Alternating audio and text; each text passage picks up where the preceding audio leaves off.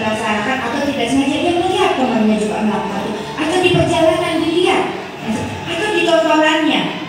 Mohon maaf, saya beberapa kali pernah melihat anak sambil dia main, yang keluar itu kata-kata yang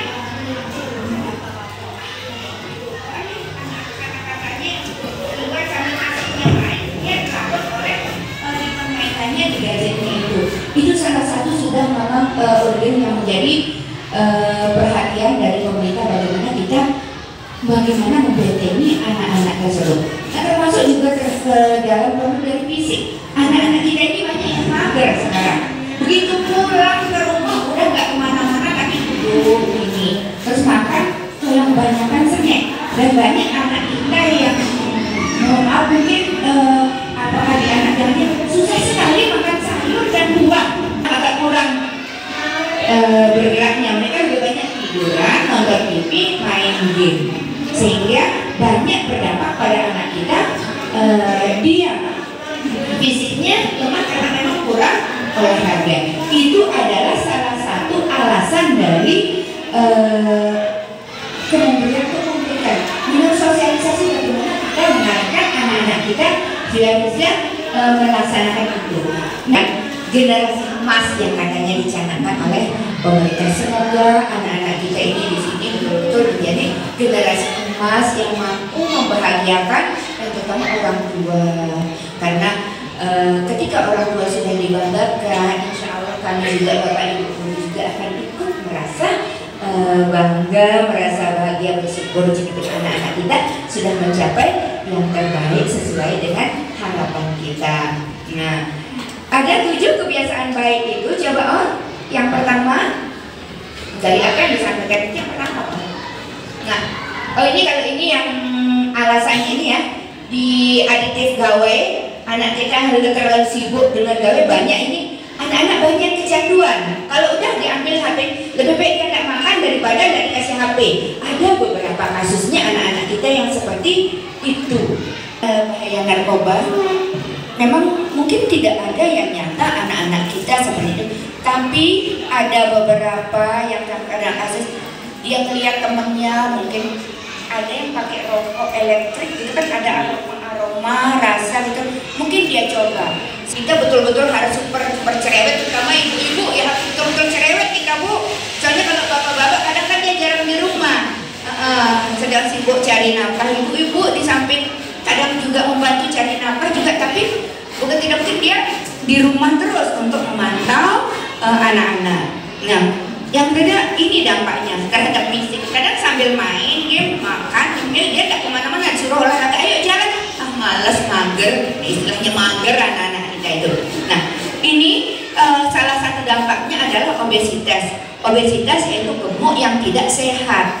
Kan kadang anak kita ada yang gemuk yang tidak sehat, akhirnya menurut yang data dari yang pernah yang baca, karena maaf yang bukan orang gigas tapi yang sering yang pernah yang baca, banyak sekali anak-anak kita yang di usia rentan bawah masih muda ini banyak yang sudah terkena penyakit DM.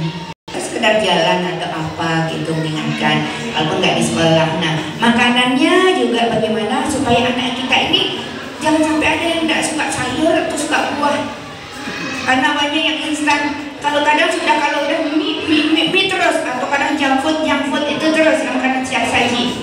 Ya, bukan kita melarang, tapi minimal di sela-sela makanan yang instan itu juga ada yang makanan yang real food, yang alami.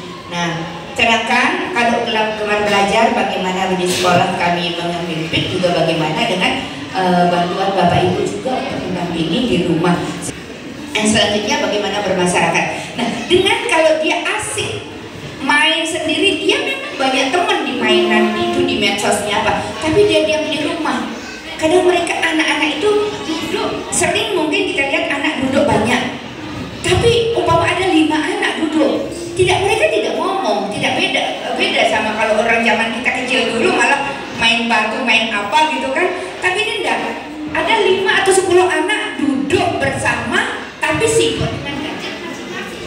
Jadi bagaimana mengerti anak-anak ini bersosialisasi untuk bersama, hubungannya dengan individu dan Tuhan, nilai etika, moral, termasuk juga pemahaman tujuan hidup dan arahnya kemana. Dengan ini kita membiasakan anak-anak itu. Lanjut. Next. Kalau 4 berolahraga bukan 3 tapi 4 itu nanti sini supaya kita membuat supaya anak-anak ini lebih gemar lagi berolahraga, menemukan bakat dan minat. Ada yang hobi sepak bola, ayo. Ada yang hobi karate, ada yang taekwondo, ayo. Dan memang alhamdulillah ada siswa-siswa kita di sini ini kalau sepak bola, karate, taekwondo, alhamdulillah mereka banyak memperoleh medali untuk di event-event yang di luar. Dari kelas 2 sampai kelas 6 ini banyak yang memperoleh prestasi di bidang olahraga, alhamdulillah.